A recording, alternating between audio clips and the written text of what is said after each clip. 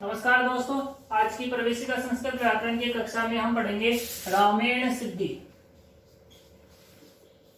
रामेण सिद्धि जो बनती है वो तृतीया विभक्ति के एक वचन में बनती है। ठीक है, और तृतीया विभक्ति के एक वचन में टा प्रत्यय होता है। और आज हम इसी को सीखेंगे कि रामेण सिद्धि बनती कैसे है। उससे पहले इसके अंदर जो महत्वपूर्ण सूत्र रहने वाले हैं उनके बारे में हम एक बार अध्ययन कर लेते हैं। देखो, इसमें सूत्र आता है, हम इसको यहां नीचे कर लेते हैं। ता नसी नसा मी नास्यः। ता नसी नसा मी नास्यः। ऐसे तो बोलने को तो इसको हम ऐसे बोलेंगे, ता नसी नसा मी नास्यः। और अगर हम याद करने की ट्रिक से इसको याद करें तो हम इसको कैसे याद करते थे, वो इसको ऐसे करते थे, टांग सिंह सामी नात्स्या, टांग सिंह सामी नात्स्या। ठीक है, तो वैसे हम इसको व्याकरण की दृष्टि से ता नसी नसामी नात्स्या बोलेंगे। इसके जब हम पदच्छेद करते हैं, इस सूत्र के जब हम टुकड़े करते हैं तो इसमें से पद निकल के आता है सबसे पहले टा, फिर उसके बाद में निकल के आता है नसी, उसके बाद में निकल के आता है नस, टा नसी नसा। ठीक है, उसके बाद में इन आत और शह, इन आत से ये वर्ण है इनके अंदर, ता नसी नस इन आत शह। देखो, अगर हम इन वर्णों को इनके नीचे लिख देते हैं क्रमशः, इन आत और शे। ठीक है, हमारी सुविधा के लिए इसका पदच्छेद हम ऐसे नीचे कर देते हैं, 3 ऊपर 3 नीचे। तो देखो, इसमें ता के स्थान पे इन आदेश होगा, नसी के स्थान पर आत आदेश होगा और नस के स्थान पर से आदेश होगा। ता तृतीया एक वचन में बनता है, नसी पंचमी एक वचन में और नस षष्ठी एक वचन में। ठीक है, जब हम इसकी वृत्ति पढ़ते हैं, वैसे तो अर्थ समझ में आ गया है, वैसे और हम इसकी वृत्ति पढ़ लेते हैं। इसकी वृत्ति में लिखा हुआ है कि अदंतात टा आदि नाम इन आदयः। ठीक है, अदंतात इसका अर्थ क्या होगा, अकारांत।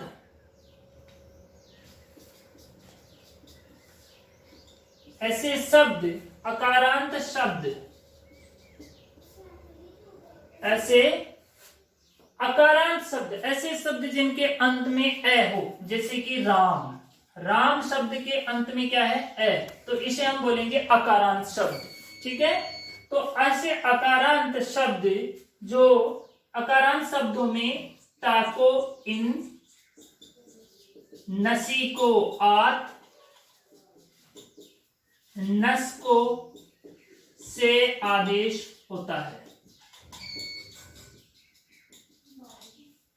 ठीक है, ये इसका सिंपल सा अर्थ है और बाकी ज्यादा इसमें कंडीशन कुछ नहीं है। अकारांत शब्द होना चाहिए, तृतीया एक वचन में टा को इन होगा, नसी को आत होगा, नस को से आदेश होगा। ध्यान रखने वाली बात है, जो इन होगा वो पूरा होगा, नए हलंत नहीं होगा। नसी में जो आत होगा उसमें तय हलंत होगा और नस की जगह जो से होगा वो भी पूरा होगा, वो भी हलंत नहीं होगा। अब हम चलते हैं हमारी सिद्धि की ओर, रामेण सिद्धि की ओर। राम शब्दात, राम शब्द रहेगा, वही सूत्र आ जाएगा, अर्थवद धातु रे प्रत्यय प्रातिपदिकम, अर्थवद धातु रे प्रत्यय प्रातिपदिकम इति सूत्रेण। इस सूत्र से क्या हो जाएगी, प्रातिपदिक संज्ञा। प्रातिपदिक संज्ञा होने के बाद में सूत्र आ जाएगा स्वौजस मौट, स्वौजस मौट छष्टाभ्याम विष्णेभ्याम व्यस्नसिभ्याम नसि सामान्योप शुभ, नसो साम नसि सामान्योप शुभ। इत्यादिना सूत्रेण, आप पूरा लिखें, मेरी तरह आधा मत लिखिए। इत्यादिना सूत्रेण, इस सूत्र से रामेण कहाँ बनती है? तृतीया के एक वचन में। तृतीया एक वचन में, तृतीया एक वचन में कौन सा प्रत्यय होता है? सु औजस अम औसस टा, टा प्रत्यय। कौन सा प्रत्यय होगा? टा प्रत्यय हो जाएगा। यहाँ पे टा प्रत्यय हो गया तो यहाँ पे कंडीशन हो जाएगी राम प्लस टा इत्यत्र। वैसे तो यहाँ से चुट्टू से ट की इत संज्ञा प्राप्त थी, लेकिन यहाँ पे टांग सिंह स्वामीनाथन ने डायरेक्ट टा को इन आदेश कर दिया। सीधा ये सूत्र आ जाएगा यहाँ पे, टा नसी नसामी नाथस्या। टा नसी नसामी नाथस्या इति सूत्रेण, इस सूत्र से क्या होगा? जो टा प्रत्यय हुआ है ता स्थानी, ता के स्थान पे क्या हो जाएगा? इन आदेशी, न हलंत नहीं होगा। इन आदेशे कृते, ता के स्थान पे क्या हो गया? इन आदेश। ता के स्थान पे देखो इन आदेश, ये इन आदेश हो गया। ता स्थाने इन आदेशे कृते, तो यहाँ पे कंडीशन बन गई राम प्लस इन इत्यत्र। जब ये कंडीशन बन गई तो यहाँ पे सूत्र आ जाएगा अदेंग गुण है, अदेंग गुण क्या करता है? इधर ए हो इधर ई हो, अदेंग गुण है गुण संज्ञा करता है। गुण संज्ञा में क्या होता है? अगर इधर प्लस से पहले ए प्लस के बाद में ई, तो दोनों को मिला करके ए कर देता है। तो ये सूत्र क्या करेगा? इति सूत्रेण ए प्लस ई स्थाने, ए और ई के स्थान पर, ए प्लस ई स्थाने ए आदेशे कृते, गुण हो गया। यहाँ पे ए और ई के स्थान पे ए हो गया तो यहाँ पे बनेगी रामेण। यहाँ पे बन रही है रामेण। अंदाजा लगाइए कौन सा सूत्र आएगा? न को न करना है केवल, बताइए कौन सा सूत्र आएगा? अभी इससे पहले वाले क्लास में हमने सीखा था, ठीक है। सूत्र आएगा अट कुपवांग नुम वै वाय अपि इति सूत्रेण। इस सूत्र से क्या हो जाएगा? न स्थाने न आदेशे कृते, न के स्थान पे क्या हो जाएगा? न आदेशे कृते, और यहाँ पे बन जाएगा रामेण।